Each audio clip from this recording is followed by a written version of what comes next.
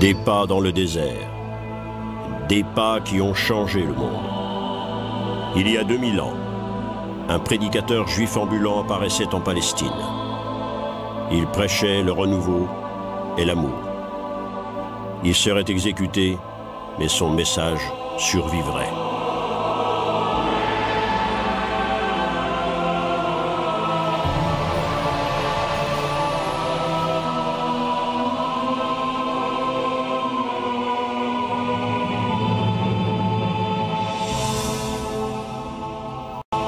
L'histoire du christianisme, un cortège infini d'humanité. Une route qui serpente à travers les siècles, pleine d'erreurs et de confusion, pleine de dévotion et de passion. Une route faite non de dates historiques, mais du vécu d'individus. Une histoire de souffrance, mais aussi une histoire de joie. Une laborieuse recherche de la vérité qui dure depuis plus de 2000 ans.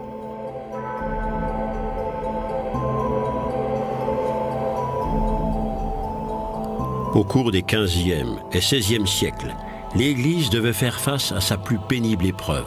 La papauté avait déformé le message de Jésus et faisait l'accusation de critiques qui exigeaient le retour à la vraie foi.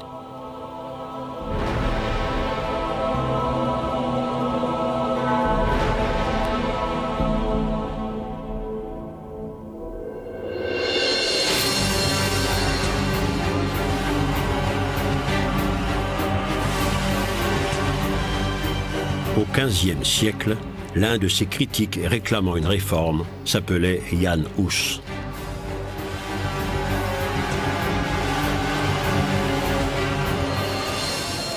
Il allait payer ses idées de sa vie. Le 6 juillet 1415 à Constance, il finissait comme tous les hérétiques sur le bûcher. Il avait dû exposer ses thèses critiquant l'Église à un conseil ecclésiastique. L'empereur germanique l'avait assuré de sa protection, mais peu après son arrivée, il était emprisonné. Le réformateur tchèque avait la plus horrible des morts.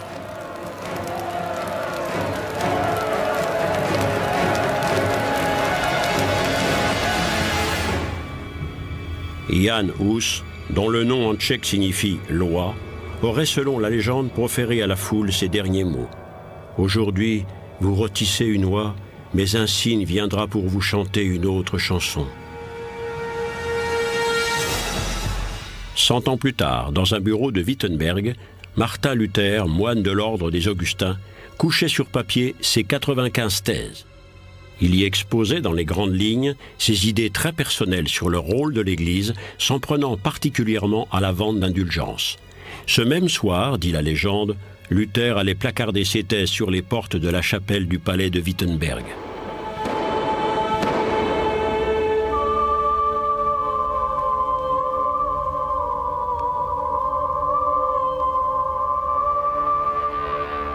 À la fin du XVe siècle, le monde était en plein bouleversement. Depuis l'Europe chrétienne, des marins s'embarquaient à l'aventure à la recherche de nouveaux continents au-delà de l'horizon. L'un d'entre eux était un intrépide capitaine de la marine génoise, parti s'aventurer sur l'immensité de l'océan Atlantique avec 3 bateaux espagnols. Christophe Colomb découvrait l'Amérique.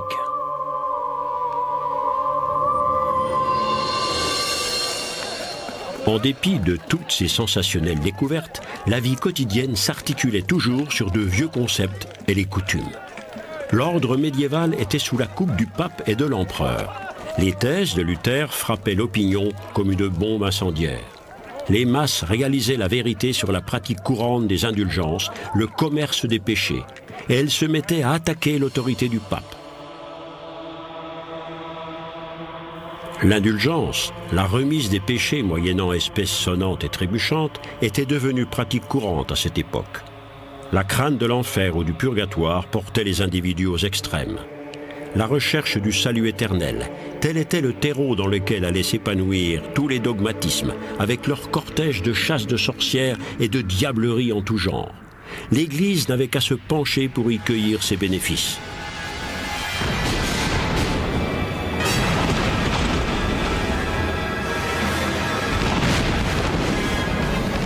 La vie du jeune étudiant juriste Martin Luther allait basculer l'après-midi du 2 juillet 1505. Parti d'Eisleben, son lieu de naissance, pour se rendre à pied à Erfurt, il était pris sous un orage et presque terrassé par la foudre. Saisi de panique, il priait Sainte Anne. « Si vous m'aidez, je deviens moine. »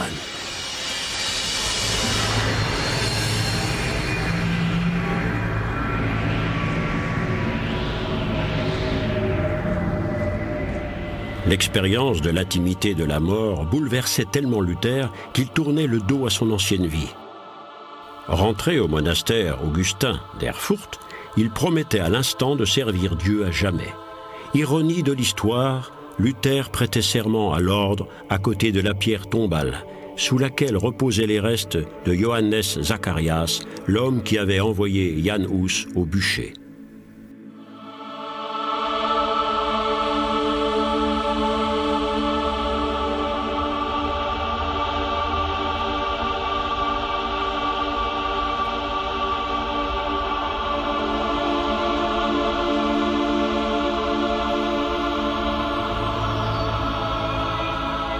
Luther devenait un moine d'un immense dévouement, suivant la règle de l'ordre à la lettre. Il dirait de lui-même plus tard : « Si quelqu'un avait déjà réussi à atteindre le ciel par la vie monastique, alors c'était la voie que je devais choisir à l'époque. » La vie des ermites augustins était dure et pleine de privations. 52 moines dormaient dans une seule pièce. Pas de chauffage, une maigre alimentation et de constants exercices de pénitence. Le rire était interdit. L'espérance de vie moyenne de ces hommes ne dépassait guère 30 ans. Ce portrait nous parle du Luther de cette période, visage dur, ascétique. Malgré toutes ces épreuves de pénitence, Luther craignait constamment de ne pas trouver le salut éternel. Il priait de manière ininterrompue. Et il jeûnait pendant des semaines, constamment tourmenté par le doute. Luther allait traverser une crise si profonde qu'elle le conduirait à confession plusieurs fois par jour. J'étais la créature la plus misérable sur la terre. Jour et nuit, j'étais torturé par de vains sanglots et le doute. En novembre 1510, Luther était envoyé à Rome régler quelques affaires pour l'ordre, ses supérieurs espérant ainsi changer les idées du moine torturé. Il lui faudrait 5 mois pour faire, dans des conditions difficiles, l'aller-retour à pied de Erfurt à Rome. Un guide du pèlerin comme celui-ci indiquait aussi les lieux importants de la capitale chrétienne. Cette église était au programme imposé de tout bon pèlerin venant à Rome.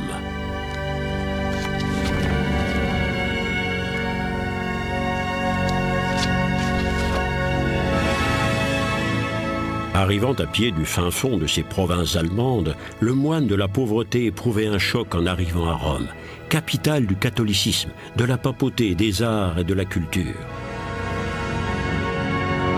Toutes occasions étaient bonnes pour soulager la bourse des pèlerins. Même les lieux saints faisaient l'objet d'un commerce. Des années plus tard, Luther se souviendrait de cette expérience avec dégoût. Si je ne l'avais pas vu de mes propres yeux, je n'aurais jamais cru que la papauté pût être une abomination si monstrueuse. La prodigalité du style de vie du pape semblait ne plus avoir de limite.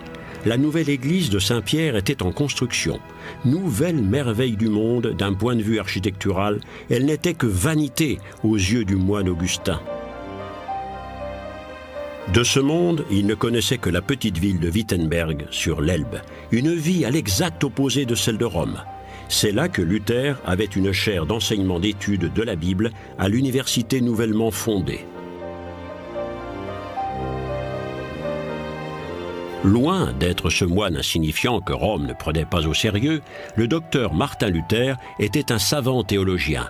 Il n'y avait certainement personne cette année-là pour imaginer qu'une impulsion partie d'ici déséquilibrerait tout le monde chrétien.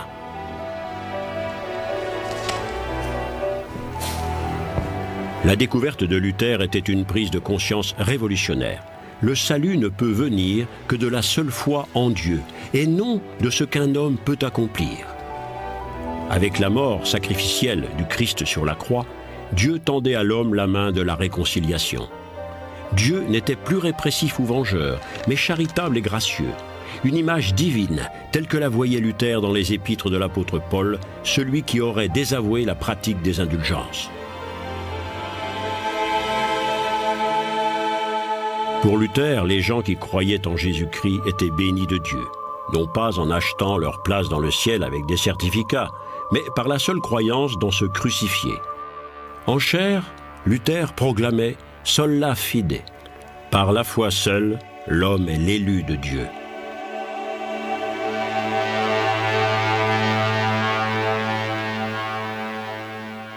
Luther tempêtait contre l'achat des indulgences en rémission des péchés, pratique nulle part mentionnée dans les antiques textes chrétiens.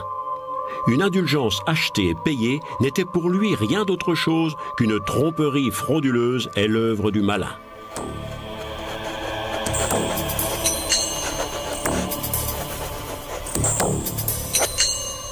Mais il y avait pire. Il avait compris à qui profitait tout cet argent, à quoi servaient les indulgences. Cette connaissance prouve qu'il était aussi un éveilleur de conscience. Je n'ai d'abord eu aucune idée à qui profitaient ces indulgences. Puis j'ai appris la vérité. Derrière tout cela, il n'y a rien moins que l'évêque Albrecht, parce qu'il s'est arrangé pour être élu archevêque de Mayence, ce qui lui coûte 30 000 florins rénans, car c'est à ce haut prix que le Saint-Père veut bien donner le chapeau. Dans le besoin, Albrecht a inventé les indulgences pour payer ses dettes avec la bourse des pauvres gens. Et pour couronner le tout, le pape s'est prêté au jeu pour que la moitié de l'argent puisse prendre le chemin de la construction de l'église de Saint-Pierre à Rome. C'étaient donc principalement les gens simples, les artisans et les paysans qui finançaient toute la splendeur de l'église. Il y avait des indulgences pour toutes choses, même pour la rémission des péchés commis par des gens morts depuis longtemps. Grâce au tintement joyeux des pièces de monnaie que vous jetez dans le tronc, leur âme va s'envoler directement du purgatoire au paradis. C'était ce qu'entendaient les gens dans le message du prêtre dominicain Tetzel, l'un des plus efficaces collecteurs de l'argent du commerce des indulgences. Les flots de tintantes pièces de monnaie s'écoulaient principalement dans le projet pharaonique devant lequel le jeune Luther avait secoué sa tête, la construction de la nouvelle église Saint-Pierre à Rome. D'un certificat d'indulgence à l'autre, la papauté finançait la Renaissance, mais ces papiers allaient devenir le principal facteur de menace contre elle en devenant les détonateurs de la Réforme.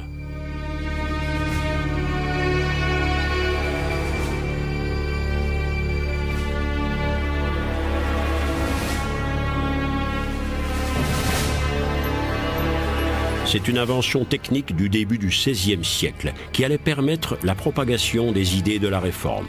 Sans l'imprimerie, sans cet art noir, les protestations de Luther et de ses partisans n'auraient peut-être jamais franchi les limites de la ville de Wittenberg.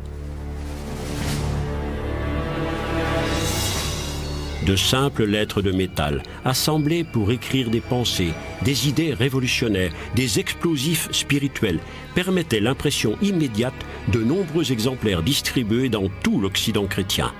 Les imprimés portaient le message de la Réforme au monde entier.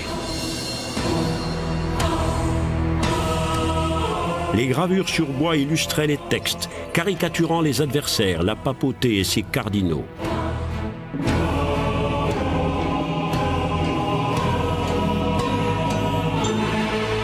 La propagande médiatique venait de trouver son outil et brisait la mainmise sur la connaissance des seuls individus instruits sachant latin et grec.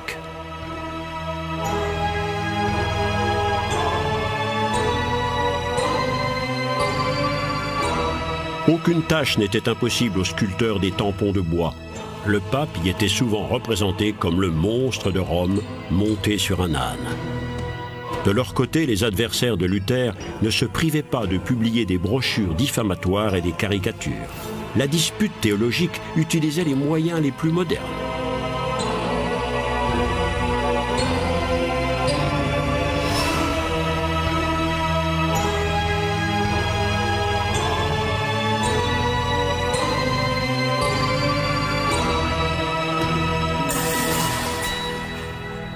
En 1520, Luther publiait un texte court et fondateur de la liberté individuelle du chrétien.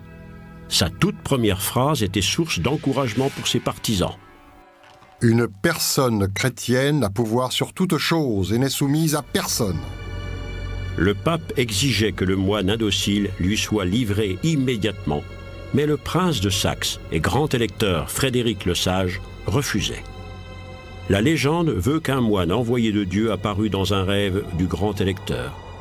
Il écrivait avec une plume si gigantesque qu'elle atteignait Rome, et là, heurtant, faisait chanceler la couronne du pape.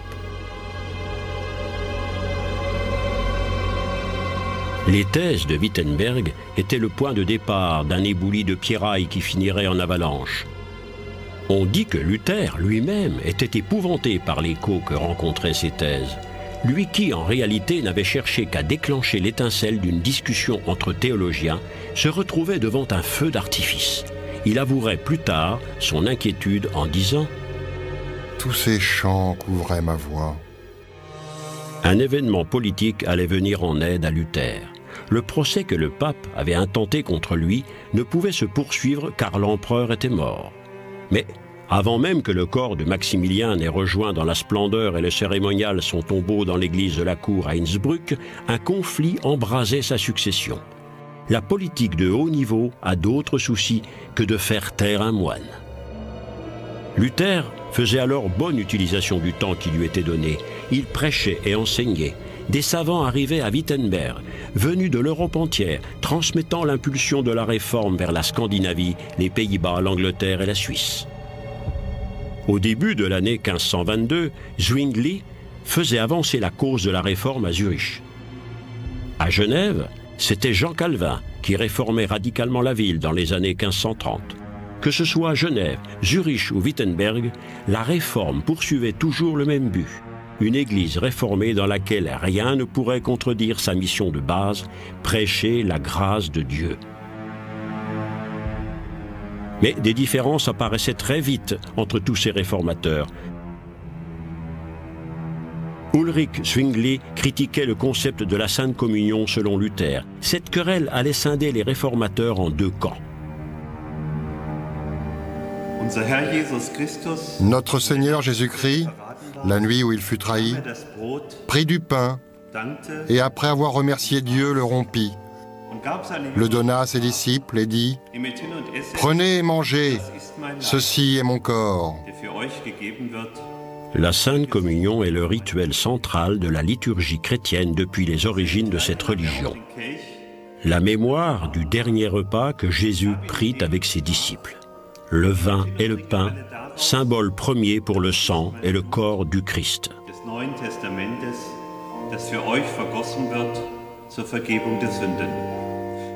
Mais comment peut-on imaginer que le vin et le pain se transforment en sang et en chair? La transsubstantiation était-elle réellement d'action divine, voire même un miracle? Ou le vin et le pain ne sont-ils que de simples signes à vocation symbolique pour raviver le souvenir? Voilà la controverse qui divisait les réformateurs entre eux. Nimm hin und iss, Christi Leib für dich gegeben. Pour Zwingli, le pain et le vin n'étaient rien d'autre qu'un symbole, un reste de pain, un reste de vin. Luther se concentrait d'abord sur les écrits bibliques, et Jésus avait dit « c'est mon corps ». Donc, pour lui, le corps et le sang du Christ étaient réellement présents dans le sacrement. La Sainte Communion était un pacte entre Dieu et l'homme, mais c'était aussi un mystère incompréhensible à la simple raison. Un mystère divin qui se révélait néanmoins aux croyants. Christi Blut für dich vergossen. Christi Blut für dich vergossen.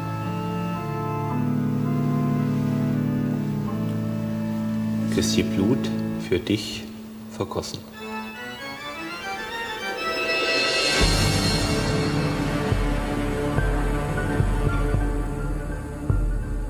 C'est à Worms, en 1521, dans les bâtiments abritant la Diète, qui allait se réunir à l'ombre de la cathédrale, qu'allait se jouer le sort de Martin Luther et de sa réforme.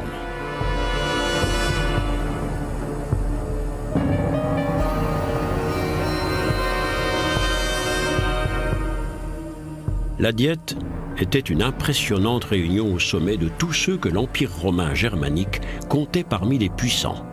31 princes, 50 évêques, 88 prélats, 145 comtes et les représentants des villes impériales étaient réunis ici. Cette immense assemblée, représentant un énorme pouvoir politique, était présidée par le nouvel empereur, Charles Quint. Ce souverain venu d'Espagne parlait alors à peine l'allemand.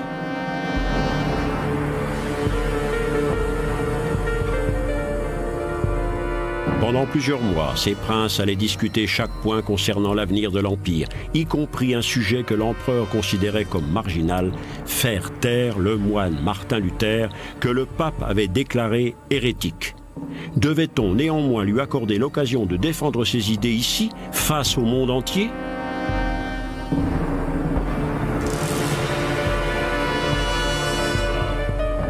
Il était décidé d'entendre Luther. Charles Quint donnait un sauf-conduit à Luther, lui garantissant sa sécurité. Mais que valait encore la parole d'un empereur ? Charles n'avait que 21 ans et sa principale préoccupation était de prévenir un schisme d'église pour assurer l'unité politique de son royaume. Luther se trouvait face à une décision difficile. Jan Hus, le réformateur tchèque, n'avait-il pas lui aussi bénéficié d'un sauf-conduit et de l'assurance de la sécurité? Et n'avait-il pas fini sur le bûcher de Constance? La réponse de Luther est devenue légende. Bien qu'il y ait dans cette ville autant de diables que de tuiles sur les toits, j'irai là-bas. Le voyage vers Worms devenait une marche triomphale. Et la postérité a fait un héros du moine qui avait osé défier le pape et l'empereur. Créature de lumière, il était la voix du peuple. Son intrépide voyage à Worms était porteur des espoirs d'une multitude de personnes, paysans, chevaliers et princes qui luttaient pour gagner leur autonomie politique et se libérer des chaînes de l'Église. À Worms, les adversaires de Luther espéraient bien qu'il se rétracterait. L'unité de l'Église et de l'Empire était en jeu. Une réponse laconique allait mettre le feu aux poudres. Je ne peux et n'abjure rien. Je suis ici, mais ne peux rien faire d'autre. Le mouvement chrétien se relançait dans l'histoire. Il était dans l'intention de Luther de redécouvrir le message original du Christ. Le mot latin « reformare » signifie rétablir quelque chose dans sa forme originale. Il décrivait la revendication des réformateurs d'être plus près de la vérité chrétienne que ne l'étaient les évêques catholiques engoncés dans leurs dogmes et leurs parures. Le mouvement de la Réforme faisait des adeptes dans toutes les couches de la société et cette révolution continue encore aujourd'hui de manifester son influence. Mais la Réforme, c'était aussi la scission de l'Église. Dans les siècles suivants, ce conflit allait coûter des millions de vies humaines.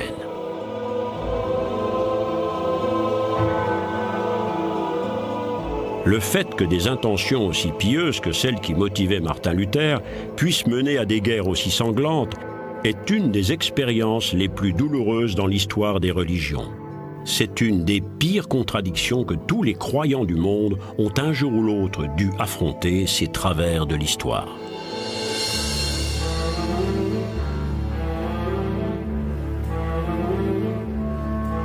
Worms est comme le symbole de cette contradiction.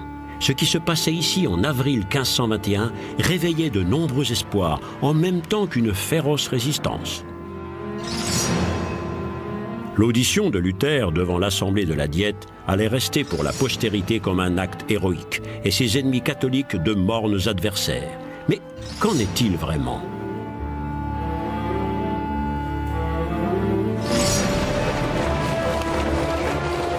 Comme c'était à prévoir, l'empereur avait pris un décret d'interdiction impériale envers le moine indocile, mais il tenait parole. Luther repartirait sain et sauf. L'histoire, telle qu'elle est racontée dans les chroniques avec force détail, se lit comme un roman noir. Vers la fin de l'après-midi du 4 mai, un groupe d'hommes en armes arrêtait la voiture de Luther dans un endroit isolé. S'agissait-il d'assassins envoyés par un clan hostile désirant supprimer Luther ? De spadassins du pape, de soldats de l'empereur? Ces craintes se révélaient infondées puisqu'il s'agissait d'une mission de protection intelligemment camouflée en enlèvement.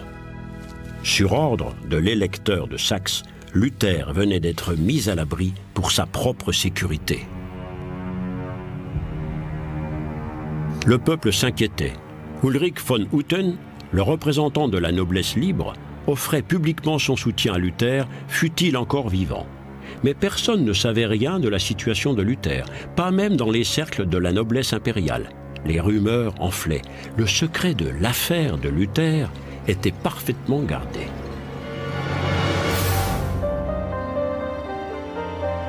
Le Warburg, près d'Eisenach, est un haut lieu de l'histoire germanique. C'est ici qu'au XIIIe siècle aurait eu lieu un très célèbre concours de chant. Et c'est aussi en ce lieu, derrière ces murs épais, qu'était réfugié Luther. Même les autres résidents du château ignoraient sa présence. Il devait passer 10 mois dans cette petite chambre sous le nom d'emprunt de Monsieur Georges. Une période de grands bouleversements et de craquements intérieurs. Tandis que ses écrits étaient brûlés à Mayence et à Cologne, il était condamné au silence. Tandis que la tempête faisait rage à l'extérieur, il se retrouvait seul.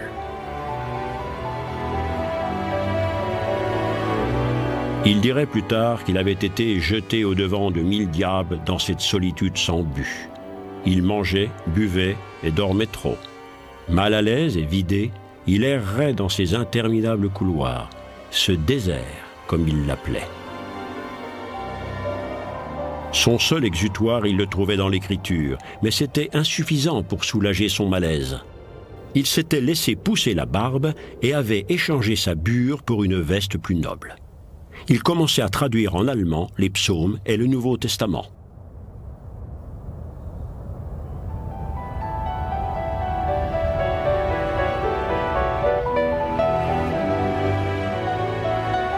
Travailler, dormir, manger, monter et descendre les escaliers, boire du vin, tout l'affligeait, bien plus que ce qui arrivait à Wittenberg et de comment tout cela allait bien pouvoir finir. La légende dit que le diable était soudainement apparu à Luther sur le mur de sa chambre. Il n'avait que l'encre pour combattre le diable, et aussi le pape, cet antéchrist. Et de cette encre, il faisait des lettres, des billets, des maximes, des livres, qui étaient autant d'armes dans sa lutte pour la vérité chrétienne. Écrit dans un allemand simple et compréhensible par tous, le Nouveau Testament que Luther traduisait rendait le message original du christianisme plus accessible.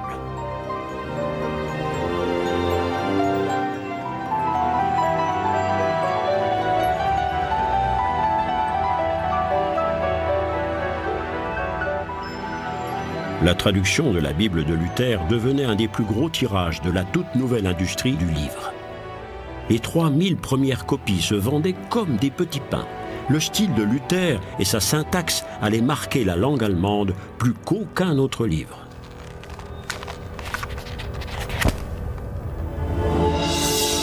Dans les pays les plus lointains, la Bible de Luther influençait le développement de la chrétienté car cette traduction avait ouvert la voie à la traduction de la Bible dans de nombreuses autres langues. D'innombrables versions linguistiques du livre des livres ont été imprimées depuis lors. Le message du Christ s'exprime dans toutes les langues existant en ce monde.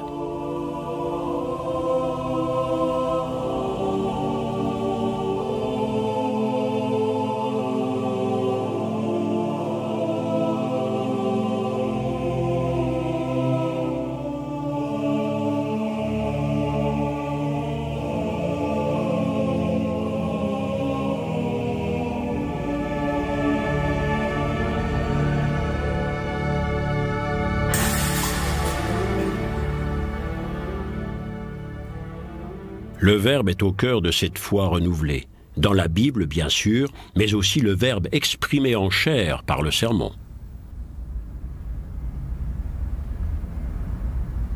Un objet faisait son apparition dans les lieux de prière, le banc d'église, dont le but est d'apporter calme et sérénité.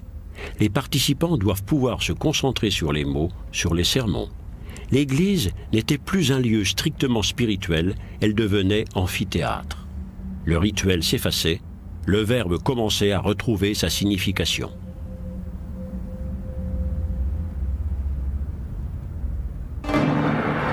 Et les ornements ostentatoires disparaissaient de nombreuses églises. une tempête emportait toute l'iconographie de la région d'Allemagne du Sud et de la Suisse. Les statues des saints étaient brisées, les brillants autels étaient jetés hors des églises, comme l'étaient toutes les décorations inutiles, ornements et peintures qui distraient simplement du message chrétien. C'était l'avis des réformateurs.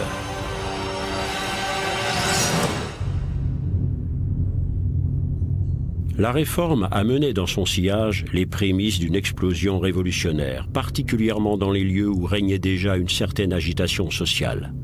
Et les paysans se soulevaient, faisant déferler une vague de violence à travers l'Allemagne. La tension entre les paysans pauvres et les riches propriétaires terriens devenait sanglante. Luther, s'étant affranchi du pape et de l'empereur, servait d'exemple aux paysans entrés en rébellion.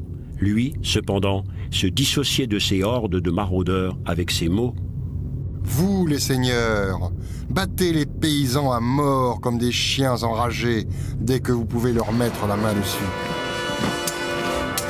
Ce soulèvement paysan contre les plus hautes autorités n'avait aucune chance d'aboutir, en dépit des 7000 paysans qui s'étaient assemblés en Thuringe.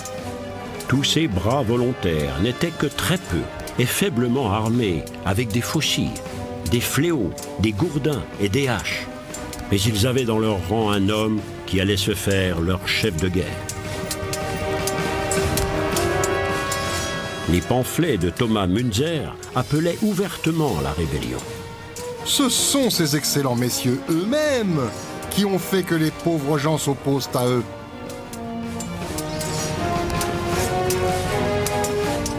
Münzer croyait que la puissance divine viendrait soutenir cette juste cause. Il était certain que les êtres célestes leur viendraient en aide, alors qu'ils menaient les paysans vers Frankenhausen, dans ce qui allait être une bataille décisive contre la noblesse. 1500 nobles chevaliers et 1000 fantassins, bien équipés de fusils et de canons, allaient balayer l'armée hétéroclite de Thomas Münzer, noyant son rêve dans une mer de sang.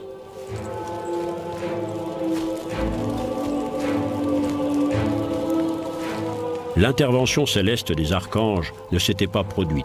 L'armée de paysans était anéantie quasiment jusqu'au dernier et Thomas Münzer était décapité.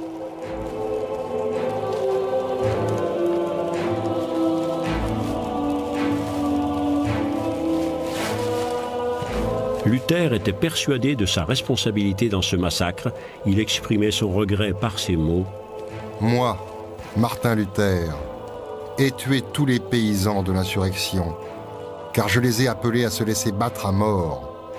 Que leur sang retombe sur ma tête. »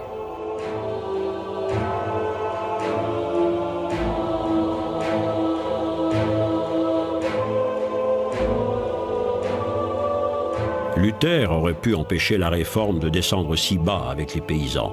Mais à quel prix? Il allait devoir soustraire une des parties les plus explosives de la Réforme.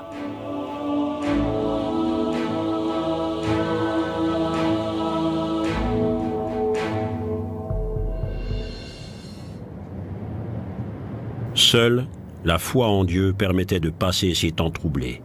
4 semaines à peine après la dévastatrice bataille de Frankenhausen, Luther se mariait. Surprenant partisans et adversaires, il donnait un signal fort pour ceux qui voulaient participer activement à la Réforme. Un prêtre pouvait se marier, comme le moine qui épousait Katharina von Bora, une ancienne nonne. Ce mariage dans la maison de Dieu, qui était pour les catholiques traditionalistes un péché mortel, devenait aux yeux de la Réforme un mariage béni de Dieu. Le couple était heureux et enfantait une nombreuse descendance. Katharina s'occupait de tenir la maison, qui abritait en permanence pas moins d'une vingtaine de personnes. Les enfants, les relations, des étudiants, des visiteurs. Des invités venaient de toute l'Europe suivre l'enseignement dispensé dans l'ancien monastère augustin de Wittenberg. Des conversations enthousiastes et approfondies égayaient la table du dîner où s'établissait un genre littéraire. La maison de Luther devenait le modèle de la maison du pasteur protestant. Luther et Katharina von Bora devenaient l'exemple pour toutes les familles de prédicateurs pour les siècles à venir. Joignant leurs efforts pour servir la congrégation, les femmes allaient assumer des tâches importantes, transformant la maison paroissiale en véritable cœur de la communauté.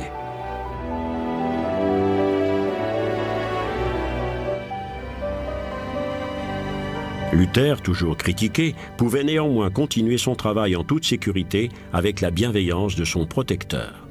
Une vie presque contemplative. L'anathème du pape et l'interdiction de prêcher de l'empereur semblaient être rayés de ce bonheur familial idyllique.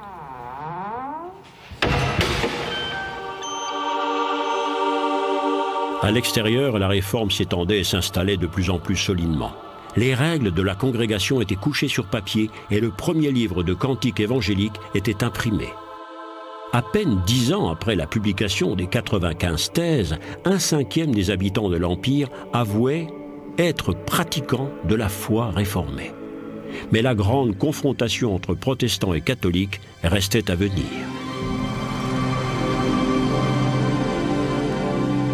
Et pourtant, les réformateurs essayaient de désamorcer le conflit annoncé. L'ouvrage Confessio Augustana, la confession protestante, soumis à l'empereur en 1530, insistait sur les réformes, mais soulignait aussi la cause commune qui la rapprochait des catholiques. Mais l'abîme était trop profond. En réponse aux menaces de l'empereur, les congrégations protestantes formaient la Ligue de Schmalkalden. Le conflit prenait forme. Luther, lui non plus, ne croyait plus à la réconciliation.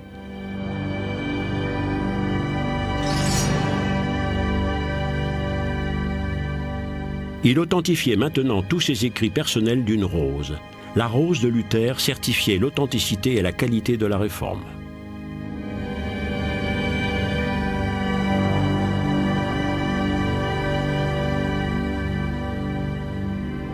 Le nom de Luther allait dominer toute une époque. Jusqu'à sa mort en 1546, il restait le plus à même de faire passer son message sans risque de tempête politique. Habile avocat de la foi, il était en permanence capable de maîtriser sa ferveur religieuse au milieu des situations les plus délicates.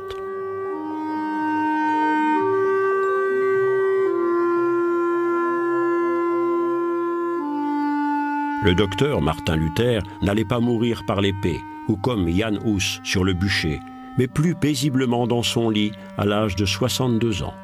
Sa dépouille, richement habillée, allait reposer dans la chapelle royale du palais de Wittenberg. Même l'empereur Charles rendait hommage par-delà sa mort aux moines insoumis. Alors qu'il se rendait sur le tombeau de Luther 1 an après sa mort, on lui conseillait de faire incinérer le cadavre. Cette punition posthume de l'hérétique visait surtout à empêcher l'église du palais de Wittenberg de devenir un lieu saint de la réforme. Charles V refusait par ces mots « Je fais la guerre à la vie, pas aux morts ».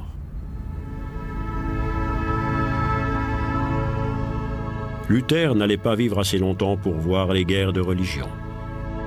Pourtant, cette même année, des milliers de personnes allaient mourir à cause de leur foi.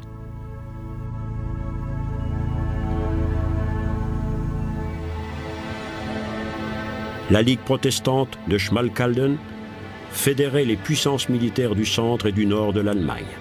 Pour combattre cet état de fait, les catholiques faisaient de même au sud et à l'ouest.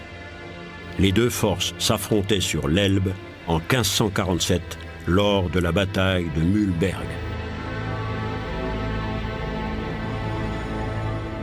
24 avril 1547. La nouvelle que des troupes catholiques étaient arrivées sous la direction de l'empereur avait surpris les défenseurs protestants. Ils s'étaient repliés sur la rive orientale de l'Elbe, croyant se mettre en sécurité. C'était une erreur. L'empereur arrivait d'Espagne à la tête de 5000 cavaliers et de 20 000 hommes à pied. L'armée impériale était puissante et endurcie par les combats, une nécessité en ces temps secoués par la crise. L'Elbe empêchait une attaque immédiate, mais les éclaireurs impériaux trouvaient un gué praticable. Un ajout de bateaux permettait d'accélérer le passage des troupes catholiques. Les troupes protestantes sous le commandement de l'électeur de Saxe Frédéric se trouvaient rapidement sur la défensive.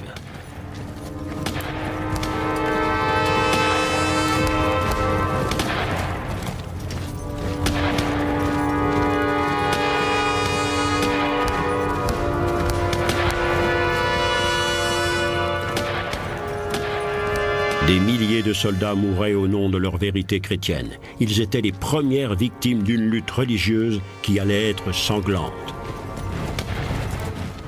L'électeur protestant n'arrivait à mobiliser qu'une partie de ces 30 000 hommes pour la bataille. Leur situation était désespérée. Les troupes tersemées de l'électeur cherchaient refuge dans la ville voisine. En vain, les cavaliers impériaux pourchassaient le reste des forces protestantes et les poussaient vers la rivière.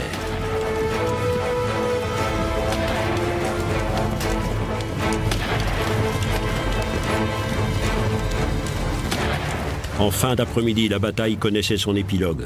L'électeur Frédéric était fait prisonnier.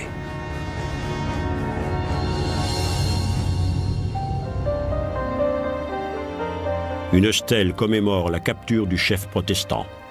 Était-ce la fin de la Réforme ?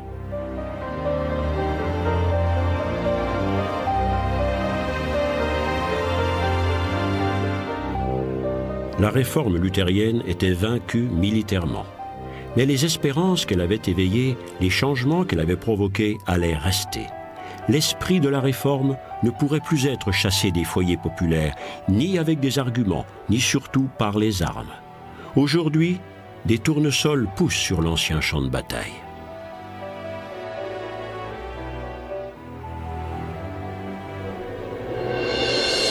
Au commencement, il y avait un Christ, un message. Plus tard, cela donnerait naissance à une Église puissante dans un royaume chrétien.